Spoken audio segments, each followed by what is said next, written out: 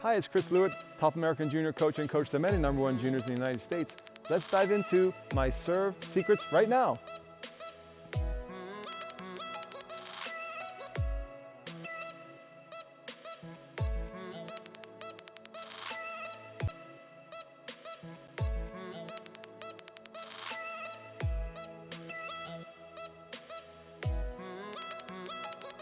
Okay, Sophie, are you ready to do some great serving? I want to go through some of the things we've been working on. You have a beautiful serve for 10 years old, and I'd like to show the audience some of the checkpoints that we've been working on, and we can kind of share it with some other people, and maybe they can learn, maybe they can someday have as great a serve as you have. So why don't you take some warm-ups and let's see what's going on here.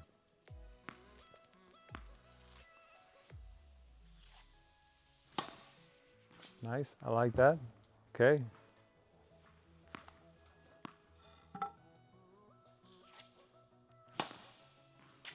Okay, so let's talk about the first thing.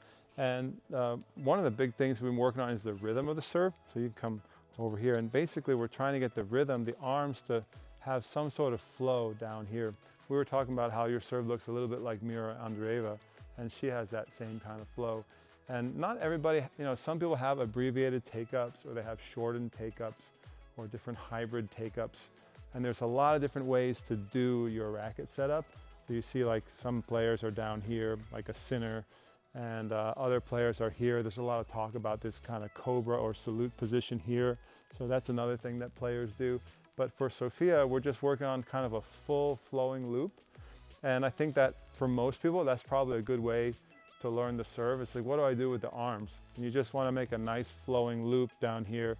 It doesn't have to be super big, but it should be relatively medium or large.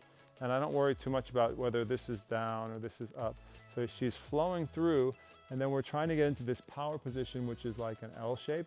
And I think for most people, 95% of people, that's just a great way to learn how to serve and work on that L shape, which is the power position. So keep working on that, flow through it, and then we'll talk about the L shape a little bit. But usually when people are tight or people get nervous or whatever, they start abbreviating this movement here, and the serve starts to look real tight and sort of robotic and cramped.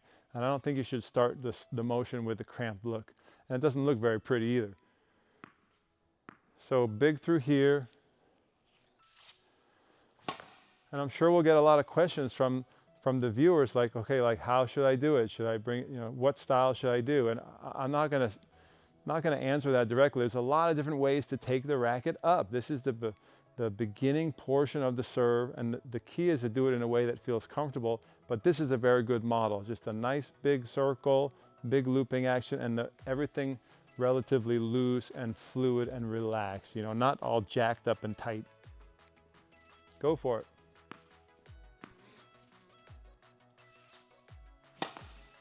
Nice, beautiful serve, very nice. Why don't you show everyone your L shape, the power position.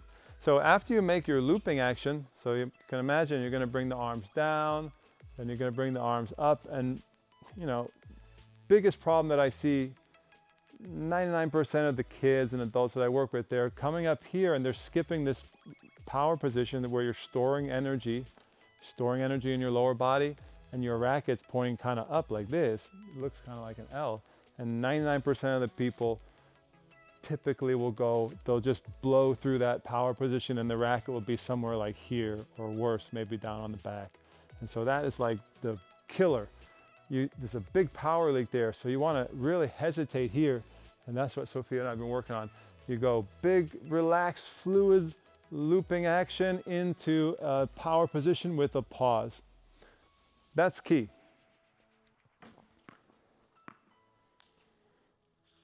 Yes, very nice, very nice. Good job.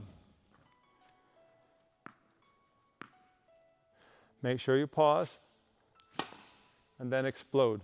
What's interesting is when you're pausing, Sophia, you're storing all the energy in your lower body. Go ahead, you can do that. Just do the pause part. So big fluid loop and then pause. Again, the ball should not land here. That's something we can talk about too. The ball should be in front. Yes, very good pause. Then you want to pause. The racket shouldn't be close to your ear, shouldn't be close. The distance measurement here shouldn't be a small distance, should be a pretty big distance, Go ahead and do that pause. Big swooping action here. Yeah, nice. And after you pause, what do? Sorry, after you pause, explosion from the legs, right? Explosion, acceleration, sending the energy. So the energy will go from your lower body to your upper body. After you pause, when you start exploding from the legs, get that triple extension in the legs, and you're going to send the energy up through your core and into the arm and then into the ball. So the energy is going to be out of the legs and into the upper body.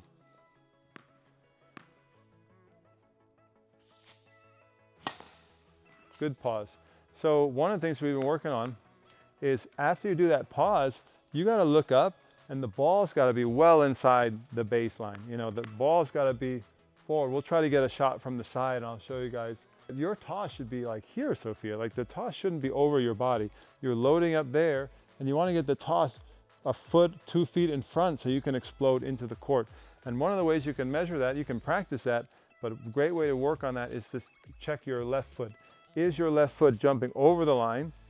When you explode, are you getting the left foot across the baseline or is your left foot staying in the same spot?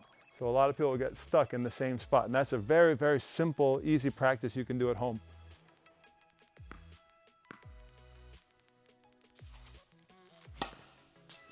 All right, not much. It didn't really go. Now if we slow that down, the foot was right on the line. I don't know if you guys will get that, but the foot was right on the white line. We want to get it minimum over the white line. Up. Nice, good job, good job. You still touch the white line though. So that's better because you made some encroachment here, some forward transfer, but you want to get the entire foot over the white line. That is a great goal.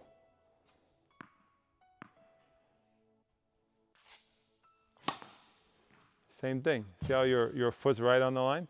You're going to have to shift your toss forward and get your body jumping over that line to make it all come together. And that's called a weight transfer. That's how you get a good weight transfer, a good energy transfer forward into the ball.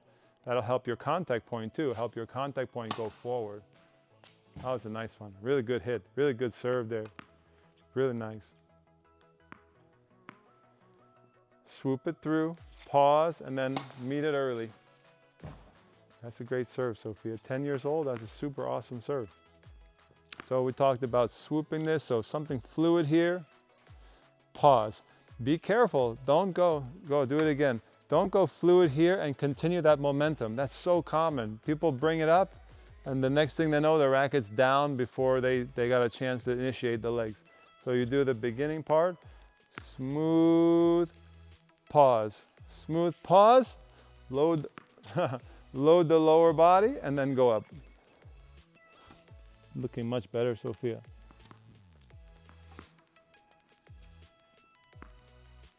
Smooth circle, rhythm, pause, go. That time you got way into the court.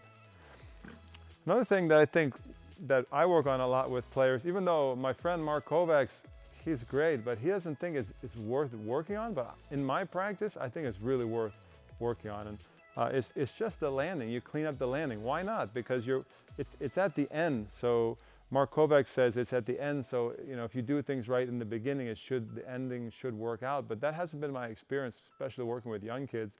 A lot of times I just clean up the ending, and the ending should look kind of like, sometimes we call it like a scorpion, or sometimes we joke around and call it the donkey move, or the kickback, or whatever you want to call it. But basically the left foot jumps over the line, and the right foot is going to come back in hip extension. This is called hip extension. So, and then the trunk stays relatively upright. And there's a split that happens, and that split will help the upper body. Basically, it encourages the upper body to go forward and the lower body to go back. As the player anticipates that, they start to get the right angle of their trunk. You know, so let's make sure you add that in. When you're working on, I just think it makes sense, even though I know it comes at the end of the kinetic chain, it's the end of the movement, but if you're working on the jump, you might as well work on the balance landing and try to get the trunk angle and the hip mechanics correct. I just don't see why you wouldn't work on that. You can't lose. You don't really lose anything by working on that, and it helps the player learn the motoric skill. All right, so remember, smooth, pause, explosion, landing, donkey, landing, scorpion pose. Very good, but no net, Sophia. The net's not allowed.